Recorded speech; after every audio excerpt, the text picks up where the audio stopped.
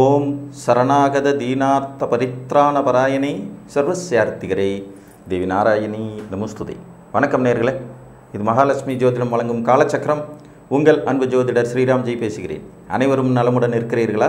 நன்றாகத்தான் இருப்பீர்கள், நன்றாக இருக்க வேண்டும். இன்றைய காணொளியில் நாம் காண இருப்பது செவ்வாயும் பரிகாரமும். இதான் தலைப்பு. உங்கள் ஜாதகத்தில் செவ்வாய் கெட்டுப்போயிருக்கார் அப்படிங்கிற மாதிரி இருந்தாலோ அல்லது செவ்வாய் தோஷம் இருந்தாலும், உங்கள் லக்ன அதிபதியாய் செவ்வாய் வந்தாலும், உங்கள் லக்னத்திற்கு சுபராக செவ்வாய் வந்தாலும், செவ்வாய் தசை நடத்தி அவர் போய் 6, 8, 12 மறைந்த நிலையிலோ நீச்சம் பெற்ற நிலையிலோ பாவ கிரகங்களோடு சேர்ந்த நிலையிலோ இருந்தாலும் இந்த செவ்வாய்க்கான பரிகாரங்கள் உங்களுக்கு ஒர்க் அவுட் ஆகும். பொதுவாக தைரிய, வீரிய, செயல்திறன் மற்றும் விடாமுயற்சி இதெல்லாம் குறிக்கக்கூடிய கிரகம் செவ்வாய். செவ்வாயின் காரகத்துவங்களில் மிக முக்கியமானது சகோதர காரகத்துவம். சக உதிரம், நம்மோடு பிறந்த இரத்தம். அது அக்கா தங்கச்சியாக இருக்கலாம், அண்ணன் தம்பியாக இருக்கலாம். எல்லாத்தையும் குறிப்பிடுறதுக்கு செவ்வாய் ரொம்ப முக்கியம். அதே மாதிரி பூமிக்கு காரக கிரகமும் செவ்வாய் தான். சொந்த வீடு வாங்கணும், சொந்த இடம் வாங்கணும், சொந்த தோட்டம் வாங்கணும், சொந்தமாக நமக்குன்னு ஒரு சொத்து இருக்கணும்னு நினைக்கிறவங்களுக்கு செவ்வாய் நல்ல நிலைமையில் இருக்க வேண்டியது ஜாதகத்தில் மிகவும் அவசியமான ஒன்றும் ஆகிறது. ஸோ இப்போ செவ்வாய் எல்லா லக்னக்காரங்களுக்கும் ஓரளவுக்காவது நல்லா இருந்தாக வேண்டியது அவசியம். சில லக்னங்களுக்கு அவர் கடுமையான பாவியாகவும் இருப்பார். ஸோ அந்த மாதிரி இருக்கிறவங்களும் கூட இந்த செவ்வாயை பிரீத்தி பண்ணிக்கும்போது நல்ல விதமான பலன்களை தரும் வாய்ப்புகள் உண்டாகும். பொதுவாக தெய்வ வழிபாடுகள் அப்படிங்கிற அடிப்படையில் முருகப்பெருமான் செவ்வாயின் அம்சமாக கருதப்படுறார். ஸோ முருகன் கோயிலுக்கு பக்கத்தில் எங்கே இருக்கிற கோயிலுக்கு போனீங்கனாலும் செவ்வாய்க்கான பிரீத்தி உங்களுக்கு கிடைக்கும். நவகிரகங்கள் இருக்கக்கூடிய செவ்வாய் பகவானுக்கு நீங்கள் சிகப்பு வஸ்திரம் அணிவித்து அவரை வணங்கி வந்தீங்கன்னாலும் உங்களுக்கு செவ்வாய்க்கான வீரியமும் கோபமும் வேகமும் குறையும். அவருக்கான நவதானியம் பார்த்திங்கன்னா துவரம்பருப்பு. ஸோ அதை படைத்து செவ்வாய்க்கிழமையில் வணங்கிட்டு வர்றது சிறப்பு. கும்பகோணம் பக்கத்தில் இருக்கக்கூடிய வைத்தீஸ்வரன் கோயில், இங்கேயும் போயிட்டு வரலாம். இதுவும் செவ்வாய் பகவானுக்கான ஸ்தலம். திருச்செந்தூர் முருகப்பெருமானை வழிபடுறதும் செவ்வாய்க்கான வீரியத்தை குறைக்கும்.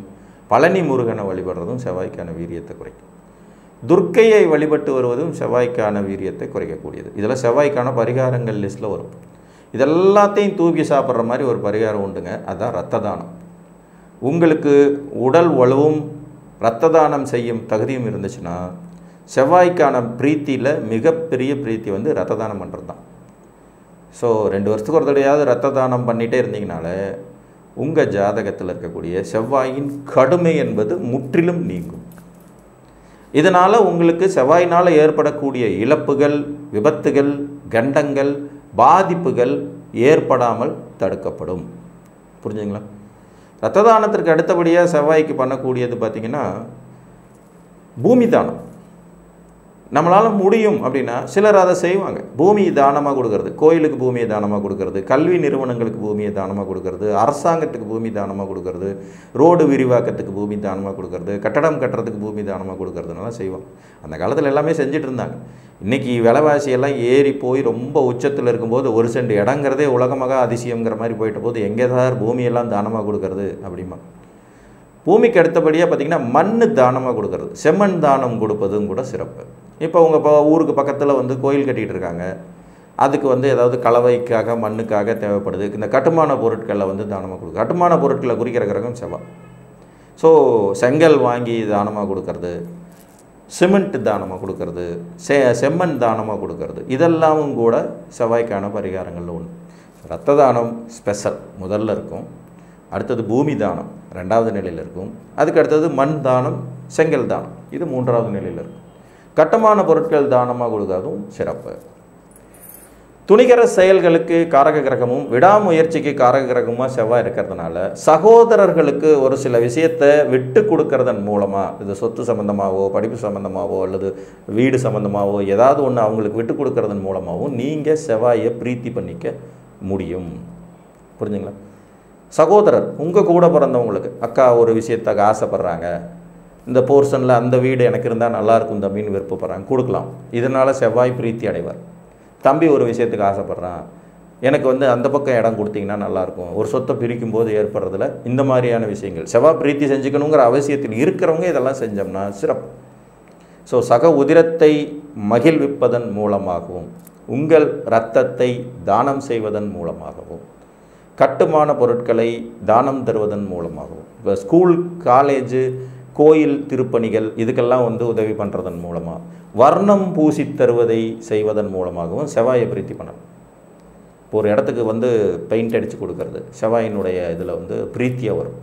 அதுலேயும் சிகப்பு வர்ணங்கள் பூசி தர்றது, சாலை தடுப்பு அமைக்கிறது, இந்த ஆபத்தான இடங்களில் எச்சரிக்கை பலகை வைக்கிறது, ஆபத்தான இடங்களில் எச்சரிக்கை பலகை வைக்கிறது, நீங்களே ஆபத்தான நிலையில் இருக்கிறவங்களை காப்பாற்றி கரை சேர்ப்பது, இந்த மாதிரி இதெல்லாம் செவ்வாயினுடைய பிரீத்திகளில் வரும். அதே மாதிரி யூனிஃபார்ம் சர்வீசஸ் ஒருவேளை நீங்கள் இருந்தீங்கன்னா அதில் சரியாக ஒரு திறம்பட செயல்படும் போது செவ்வாய் ஆல்ரெடி பிரீத்திலே இருப்பார். மருத்துவ சேவை மக்களுக்கு கொண்டு செல்வது, தன்னார்வ தொண்டர்களாக இருப்பது, துணிகர செயல்களில் ஈடுபட்டு மக்களை காப்பாற்றுவது, பேரிடர் காலங்களில் மக்களுக்கு உதவி பண்ணுறது, இதுவும் செவ்வாய்க்கான பிரீத்தி தான். பேரிடர் காலங்களில் மக்களுக்கு உதவி பண்ணுறது, மழை வெள்ளம் புயல் பூகம்பம் மாதிரியான காலகட்டங்களில் களத்தில் இறங்கி ஃபீல்டு ஒர்க் பண்ணுவாங்க. இதெல்லாம் செவ்வாயினுடைய காரகத்துவங்கள், அதுக்கான பிரீத்திகள். பேரிடர் காலங்களில் அவங்களுக்கு உதவி பண்ணுறதுங்கிறதுலாம் ஒரு நல்ல அமைப்பு. துணிச்சலாக மற்றவங்களை காப்பாற்றுறது தான் செவ்வாய். இந்த துணிச்சல் சரியானபடி இருக்கும் பட்சத்தில் உங்களுக்கு செவ்வாய் நல்லது பண்ணிக்கிட்டு இருக்கிறார் அப்படிங்கிறது அர்த்தம். அப்போ துணிகரமான செயல்களின் மூலமாக மக்களுக்கு நன்மை செய்வதன் மூலமாகவும் செவ்வாயை பிரீத்தி பண்ணணும். ஸோ இப்படி பல வழிகளில் இருக்குது. இறை வழிபாட்டில் வைத்தீஸ்வரன் வழிபாடு, முருகப்பெருமான் வழிபாடு தொடர்ந்து செய்து வர, செவ்வாய் உங்கள் ஜாதகத்தில் நெகட்டிவாக இருந்தார்னா பாசிட்டிவாக மாறுவார். ஆல்ரெடி பாசிட்டிவாக இருந்தார்னா இன்னும் பாசிட்டிவாக மாறுவார். புரியுதுங்களா? நல்ல உடல் வலிமை, தேக வலிமை, செயல்திறன், முன்னெச்சரிக்கை நடவடிக்கை, எப்போதும் நோய் எதிர்ப்பு சக்தியோடு இருப்பது, சுறுசுறுப்புடன் இருப்பது, வயோதிக காலத்தில் கூட தேக ஆரோக்கியத்தோடு இருக்கிறது, இதெல்லாம் செவ்வாய் தரக்கூடிய வலிமை. நல்ல சொத்து வளமை, வீடு வாசல் வளமை, தோட்டம் துறவு வளமை, உயிரை கொடுக்கும் சக உதிரர்கள், அதாவது சகோதரர்கள், அண்ணனுக்கு ஒன்றுனா தம்பிக்கு ஒன்றுனா செய்வோன்னு வந்து நிற்கக்கூடிய சகோதரர்களை பெறுவது, இதெல்லாமும் செவ்வாயினுடைய யோகத்தில் வரக்கூடிய ஒன்று தான். ஸோ எந்த கிரகமும் மனிதனுக்கு தேவைதான்.